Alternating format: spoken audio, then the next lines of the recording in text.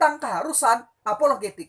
Apologetik itu penting bagi pertanggungjawaban iman kita, yaitu apa yang kita percayai dan mengapa kita mempercayai hal tersebut, sebagaimana yang dikatakan dalam 1 Petrus pasal 3 ayat 15 sampai ayat yang ke-16.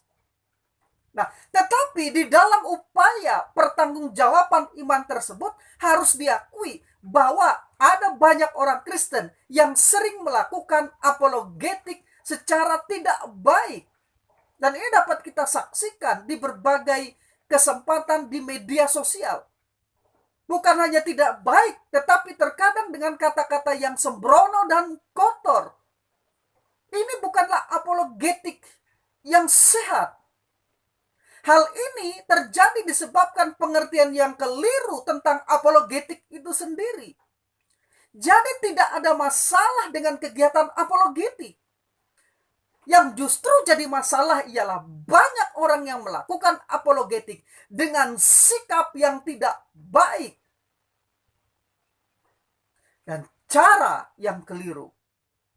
Karena itulah Alkitab bukan melarang kita berapologetik, tetapi melakukannya dengan baik dan berhati-hati.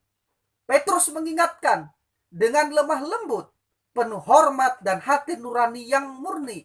1 Petrus 3 ayat 15 sampai 16. Sementara itu Paulus mengatakan dengan kata-kata yang penuh kasih dan tidak hambar. Kolose 4 ayat 5 dan 6. Nah, walaupun setiap orang Kristen tidak harus menjadi ahli, sekali lagi, tidak harus menjadi ahli dalam berapologetik, tetapi berdasarkan 1 Petrus 3 ayat yang ke-15 dan 16, sebenarnya setiap orang Kristen perlu mengerti apa yang mereka percaya, mengapa mereka mempercayai itu, dan bagaimana mempertahankan serta membagikan dengan orang lain.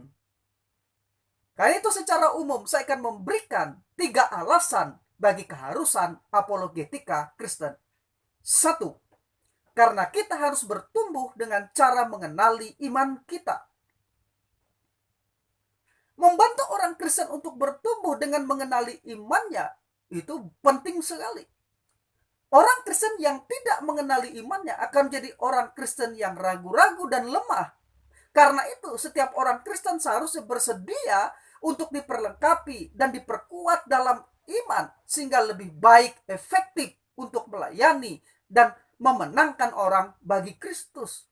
Karena itu Rasul Paulus mengingatkan, dan ialah yang memberikan baik rasul-rasul maupun nabi-nabi, baik pemberita-pemberita Injil maupun gembala-gembala dan pengajar-pengajar untuk memperlengkapi orang-orang kudus bagi pekerjaan pelayanan, bagi pembangunan tubuh Kristus, sampai kita semua, sekali lagi, sampai kita semua telah mencapai kesatuan iman dan pengetahuan yang benar tentang anak Allah, kedewasaan penuh dan tingkat pertumbuhan yang sesuai dengan kepenuhan Kristus, sehingga kita bukan lagi anak-anak yang mudah diombang-ambingkan oleh rupa-rupa angin pengajaran, oleh permainan palsu manusia dalam kelicikan mereka yang menyesatkan, tetapi dengan teguh berpegang kepada kebenaran di dalam kasih, kita bertumbuh dalam segala hal ke arah Kristus yang adalah kepala. Efesus 4 ayat 11 sampai 15. 2, karena kita diperintahkan untuk mempertahankan iman kita. Sebagai orang Kristen, kita diperintahkan untuk siap sedia memberikan pertanggungjawaban iman atau pengharapan kita di dalam Kristus.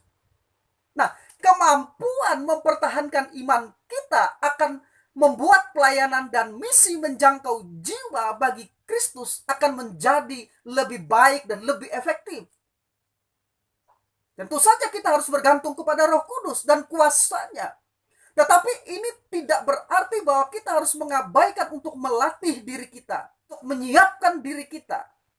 Karena Roh Kudus dan intelektualitas kita sebagai seorang Kristen yang beriman harus berjalan bersama-sama dalam upaya yang efektif untuk menjangkau dan memenangkan jiwa.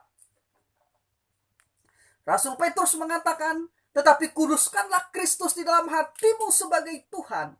Dan siap sedialah pada segala waktu untuk memberikan pertanggungjawaban kepada tiap-tiap orang yang meminta pertanggungjawab dari kamu tentang pengharapan yang ada padamu.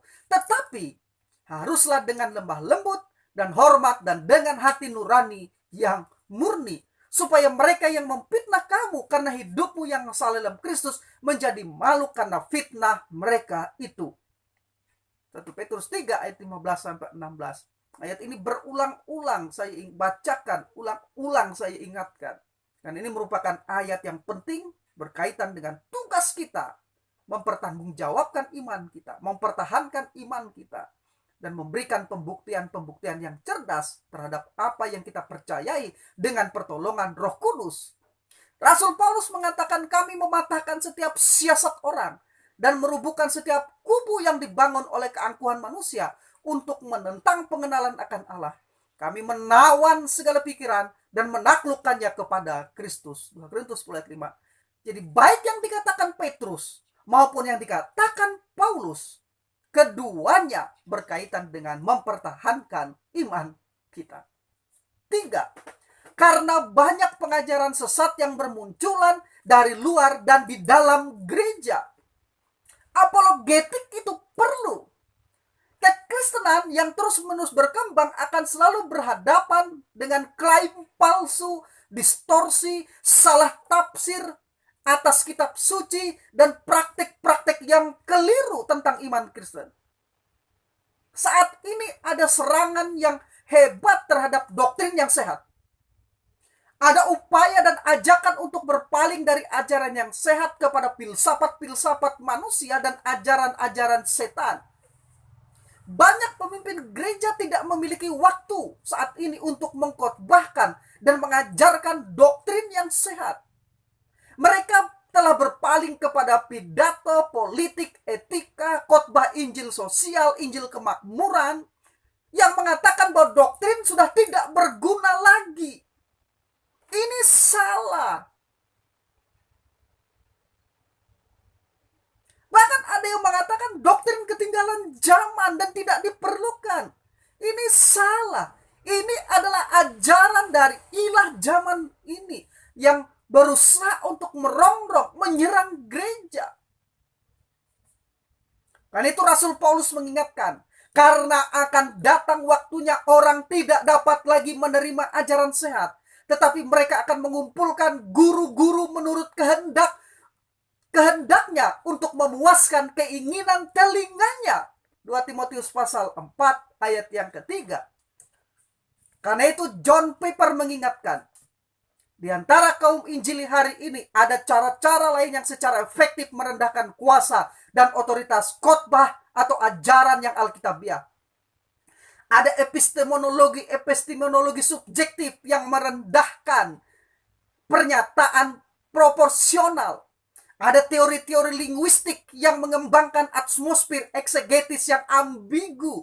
Dan ada relativisme kultural yang populer yang memungkinkan bagi jemaat untuk membuang sekehendaknya, seenaknya saja pengajaran Alkitabiah yang dirasakan tidak nyaman oleh mereka. Ini terjadi di dalam gereja hari-hari ini. Dan ini yang harus saya dan saudara sebagai pemimpin-pemimpin gereja, kaum intelektual Kristen, untuk melawannya. Gereja harus dengan gigih menghadapi dan melawan penyesatan. Selanjutnya John Piper mengatakan, di mana hal-hal semacam itu berakar, Alkitab akan dibungkam dalam gereja dan khotbah akan menjadi sebuah refleksi tentang isu-isu terkini dan opini-opini agamawi. Tentu saja bukan ini yang Paulus maksudkan ketika berkata kepada Timotius, di hadapan Allah dan Kristus Yesus yang akan menghakimi orang yang hidup dan yang mati. Aku berpesan dengan sungguh-sungguh kepadamu demi pernyataannya dan demi kerajaannya. Beritakanlah firman, siap sedialah baik atau tidak baik waktunya. Nyatakanlah apa yang salah, tegurlah dan nasihati dengan segala kesabaran dan pengajaran. Perkataan John Piper ini sesungguhnya merupakan teguran yang begitu positif, sekalipun keras bagi pemimpin-pemimpin gereja saat ini. Pendeta, pengkhotbah, pengajar, teolog Alkitab agar benar-benar memperhatikan apa yang dikatakan oleh John Piper ini.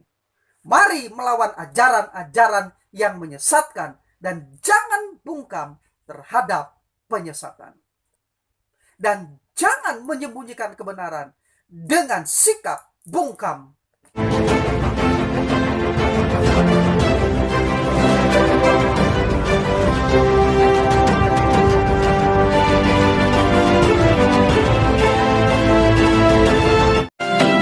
Bila Anda diberkati, jangan lupa like, subscribe, dan tekan belnya.